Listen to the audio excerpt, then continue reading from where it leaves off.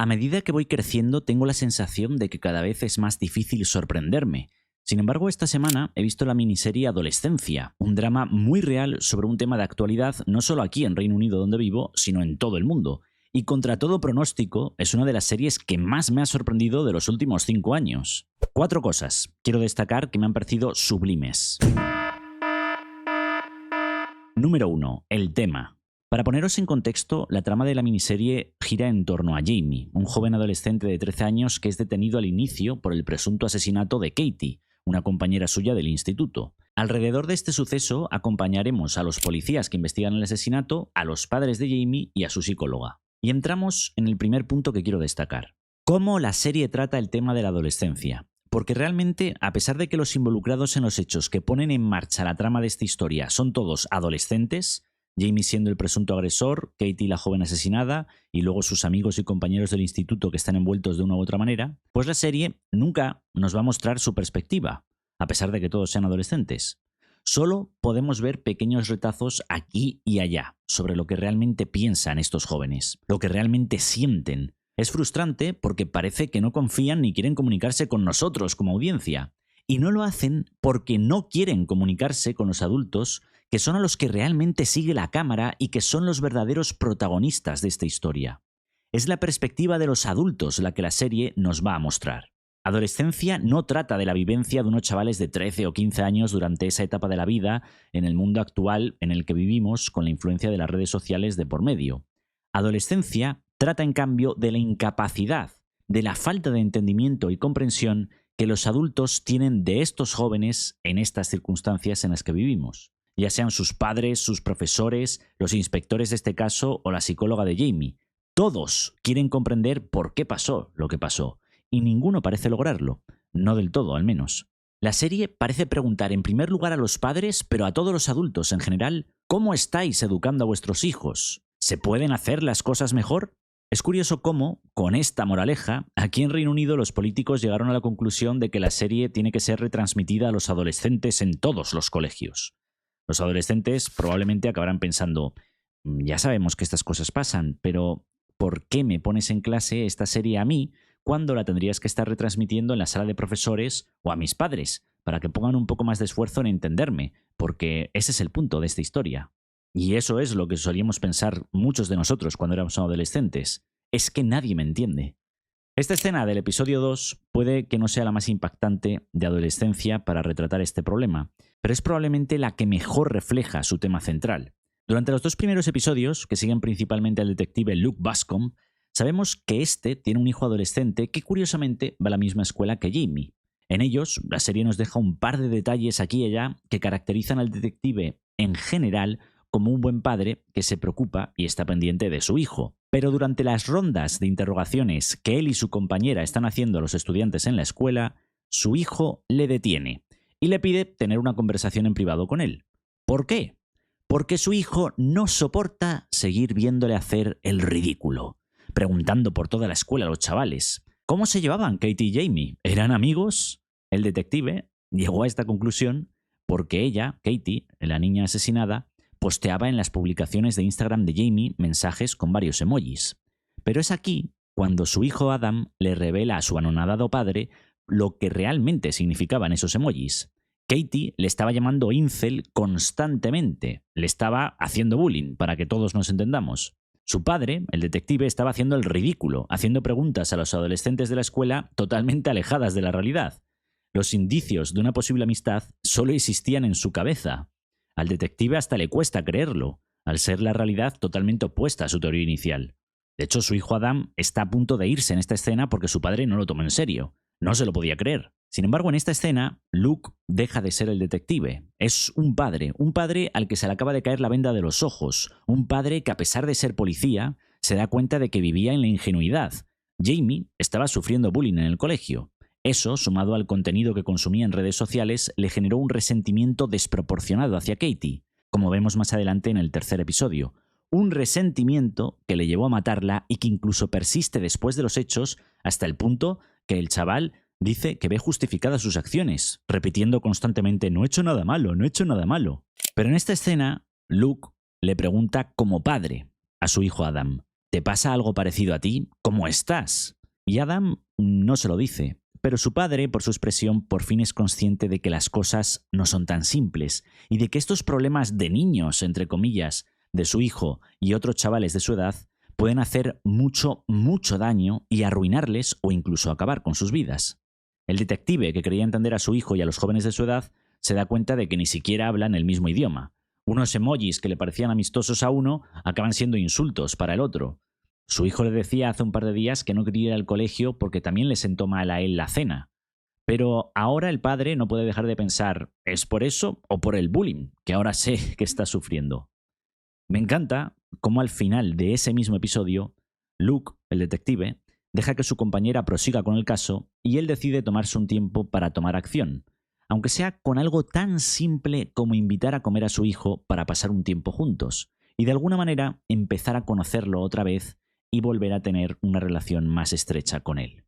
Puede que esta escena no impacte tanto como la cara del padre de Jamie cuando ves las imágenes de lo que ocurrió aquella noche, o la desgarradora conversación que tiene con su esposa al final de la serie en el episodio 4. Pero esta pequeña escena entre el detective y su hijo en esta aula sintetiza la esencia de esta historia a la perfección. Número 2. El plano secuencia. El segundo punto a destacar, y si habéis visto la serie seguro que os lo esperabais, es el uso del plano secuencia, que en esta miniserie de 4 horas es probablemente el más elaborado que he visto en mi vida de este recurso, en particular en el episodio 2.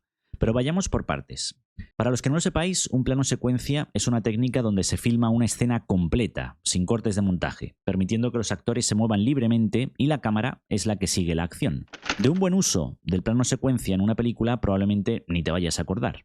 No porque no sea espectacular, sino porque bien usado es una técnica perfecta para atraparte y hacerte sentir parte de la historia que te están contando. Te hace olvidar que no estás viendo los cortes a los que solemos estar acostumbrados. El uso que hace Quentin Tarantino de este recurso, por ejemplo, es uno de los casos que más me gustan. Pero él lo usa normalmente en tomas que duran entre 1, 2 minutos, alguna vez tal vez más. Pero esta miniserie se concibió para que cada episodio de aproximadamente 1 hora fuese rodado en un único plano secuencia. Y solo el episodio 3 ocurre en una localización en la que este recurso es más o menos fácil de llevar a cabo. Ocurre en una habitación principalmente dentro del centro en el que Jamie está detenido. En el resto de episodios vemos, por ejemplo, a la policía yendo a la casa de Jamie y tras detenerlo a la comisaría, donde recorremos gran parte de su interior, desde la celda hasta la enfermería, pasando por las salas de espera e interrogaciones.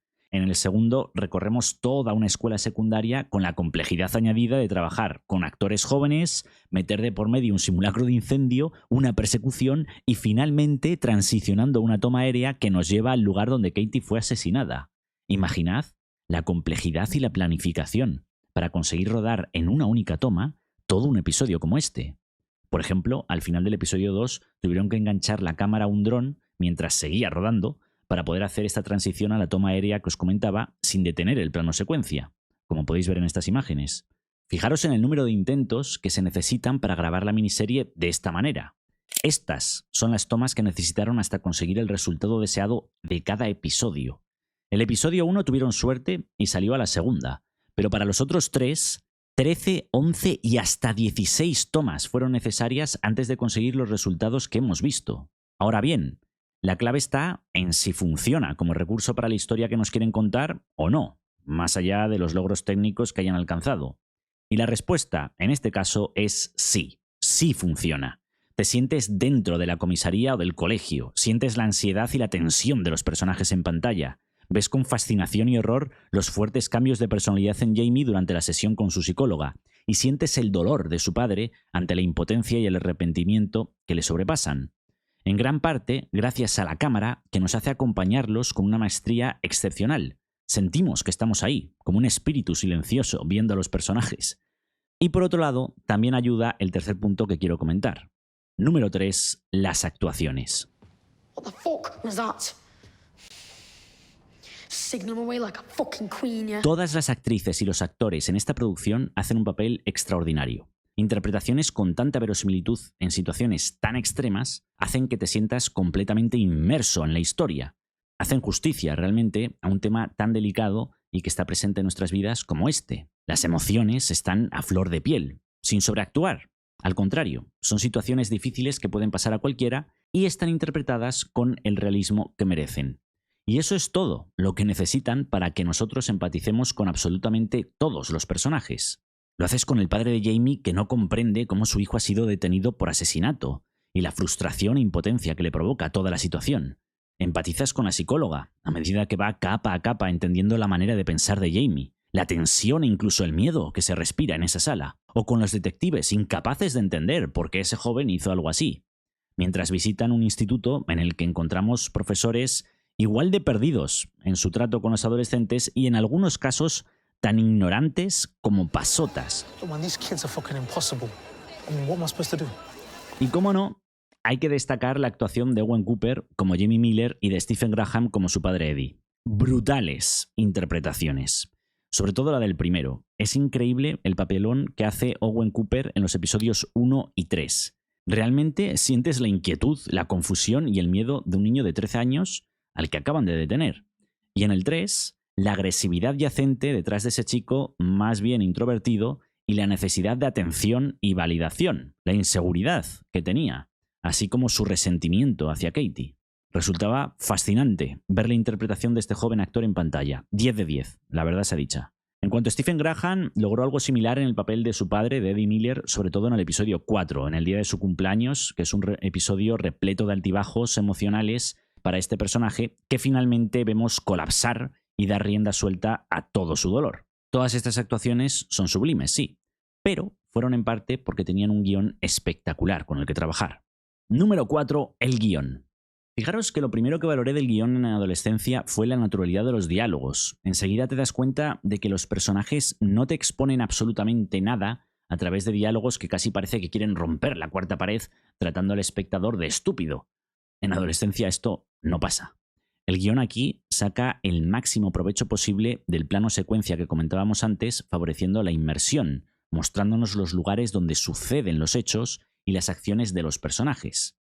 En consonancia con esto, como ya hemos dicho antes, los diálogos ocurren de forma natural, con coherencia en las circunstancias que están ocurriendo y en ningún momento te sacan de la historia con exposición absurda que te dé información adicional de una manera antinatural. Todo lo que necesitas saber te lo van a mostrar, o lo vas a poder inferir de una conversación orgánica que están teniendo los personajes. Personajes, por otro lado, perfectamente caracterizados, con expresiones y manerismos propios de su edad y de sus circunstancias. Y después de algunas de las series que sabéis que he ido comentando en este canal, solo puedo decir una cosa: ¡gracias!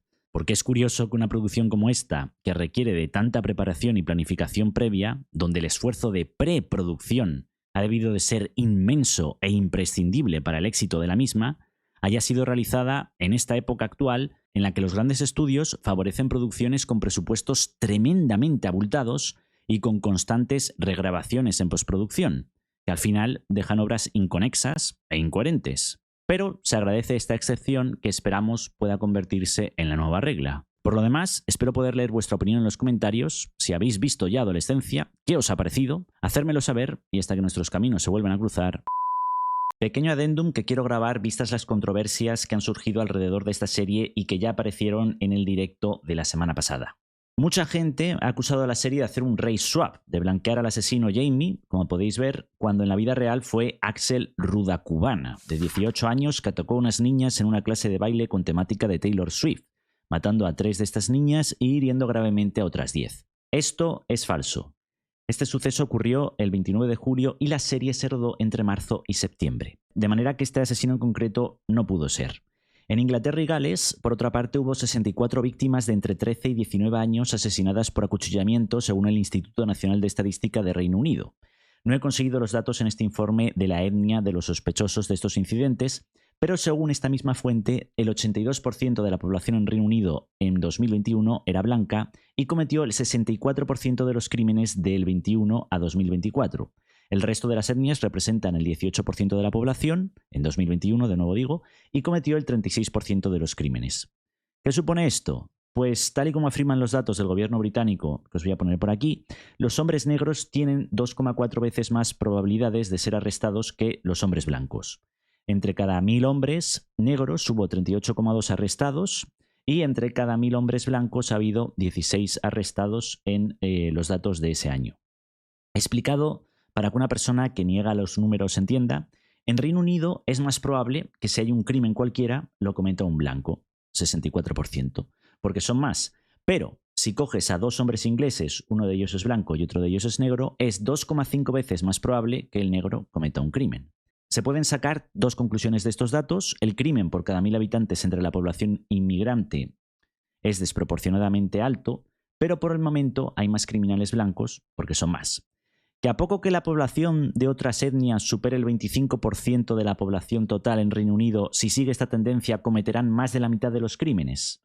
Sí, pero no es la situación de hoy, así que Netflix, este es el punto, si quiere poner un niño blanco cometiendo el apuñalamiento en una historia que no representa un caso real concreto, como han dicho los co-creadores, no está haciendo un race swap de ningún personaje o de ningún individuo y además es estadísticamente correcto en 6 de cada 10 casos. Ahora bien, tampoco sirve de nada negar la realidad, porque estoy viendo argumentos de uno y de otro bando que están cogiendo simplemente uno de estos datos y haciendo como que es la verdad absoluta. Y como podéis ver, este tema es bastante más complejo y tiene bastante más ángulos de lo que se puede hacer ver en un tuit de 500 caracteres. Por ejemplo, si te vas a Londres, en acuchillamientos las cosas ya han cambiado. Como veis en esta tabla, el 36,5% de los criminales son blancos y el resto de otras etnias. Y ahora quiero hacer una aclaración aquí. Todos estos números que estamos viendo no quieren decir que todas las personas de tal o cual etnia sean peligrosos. Estamos hablando de extremos, estamos hablando de criminales. Son un porcentaje muy, muy reducido de toda la población. Pero es innegable que las personas que vienen de culturas que son distintas, en este caso de la de Reino Unido, cuando van a ese país, vienen también elementos que son más extremistas. Ahora bien, según los propios creadores de la miniserie, y como ya habéis visto cuando comentaba el tema del mismo en este vídeo, esta miniserie no pretendía estar basada en un suceso real concreto ni centrarse en la etnia del delincuente, sino en la masculinidad. Cito: uno de nuestros objetivos era preguntarnos qué les está pasando a nuestros jóvenes de hoy en día y a qué presiones se enfrentan por parte de sus compañeros de Internet y de las redes sociales. Y las presiones que surgen de todo esto son tan difíciles para los jóvenes de aquí como para los de todo el mundo. Eso son las declaraciones de los co-creadores. Según ese mismo artículo, menciona que los padres de Jamie se ven obligados a afrontar el impactante incidente mientras los oficiales investigan el impacto de su radicalización y la cultura incel que involucra a niños pequeños. Esto, que lo está usando mucho algunos medios de la prensa, es bastante falso y coger las cosas con pinzas, porque como hemos visto, solo se hacen varias menciones en el episodio 2 y 3 apuntando en esta dirección. Es cierto que todas las menciones que hacen a por qué se radicalizó el joven Jamie van en la dirección de la cultura incel que involucra a niños pequeños en Internet. Pero recordemos que la serie también dice que las chicas que estaban haciendo bullying a Jamie, en concreto la víctima, que es la que le estaba haciendo bullying por redes, le está llamando incel. O sea que ella también era sujeto de ser radicalizada por estas culturas en Internet. Y ojo con esto, porque repito, si le parecen peligrosos a toda esta gente los contenidos de Andrew Tate, lo mismo se desmayan cuando vean los manuales que hemos comentado que leía el joven Axel. Lo que sí que hay que reconocer es que la miniserie solo lanza pequeños comentarios al respecto de este contenido en redes y no entra a analizar en detalle las razones por las que los chavales se ven atraídos a estos contenidos. ¿Les afecta que digan desde niños en el colegio o por redes sociales a los chavales que vivimos en un patriarcado y que están llenos de privilegios desde que nacen simplemente por haber nacido hombres?